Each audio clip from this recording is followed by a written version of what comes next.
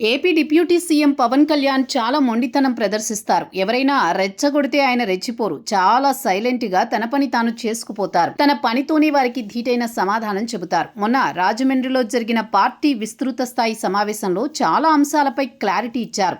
ముందుగా కాపు నేత అనే అంశంపై స్పష్టతనిచ్చే క్రమంలో తాను కమ్మ సామాజిక వర్గానికి ప్రాధాన్యమిస్తానని, నాదెండ్ల మనోహర్ను ఎలా ప్రాధాన్యమిస్తారని, లింగమనేని రమేష్ను ఎందుకు చేరదీస్తున్నారని చాలా మంది కాపు నేతలు తనను ప్రశ్నించిన విషయాన్ని గుర్తు చేశారు పవన్.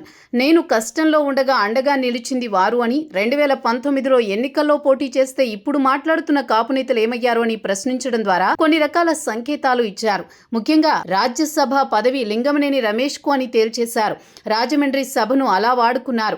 నా ఇష్టం, పార్టీని ఇలానే నడుపుతాను, తనకు కష్టంలో అండగా నిలిచిన వారికి ప్రాధాన్యమిస్తానని తేల్చి చెప్పారు పవన్. ఇటీవల జనసేనపై కాపు నేతలు విమర్శలు చేస్తున్నారు.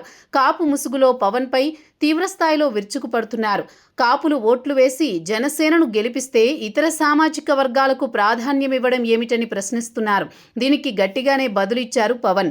2019లో పోటీ చేస్తే తనకసలు అండగా నిలబడలేదు కాపు నేతలని ఆవేదన వ్యక్తం చేశారు. తనకు అండగా నిలిచిన వారికి తాను అండగా నిలబడతానని తేల్చి చెప్పారు. అయితే ఇదంతా రాజ్యసభ పదవి కోసమే అని తేలిపోయింది. ఇప్పటికే జనసేనలో నెంబర్ 2గా నాదెండ్ల ఉన్నారు.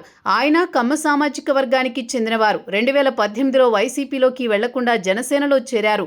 అప్పటికే వైసీపీ నుంచి ఆయనకు ఆహ్వానం ఉంది. కానీ పవన్ పై ఇష్టంతో ఆయన చేసే రాజకీయాలకు జై కొట్టారు.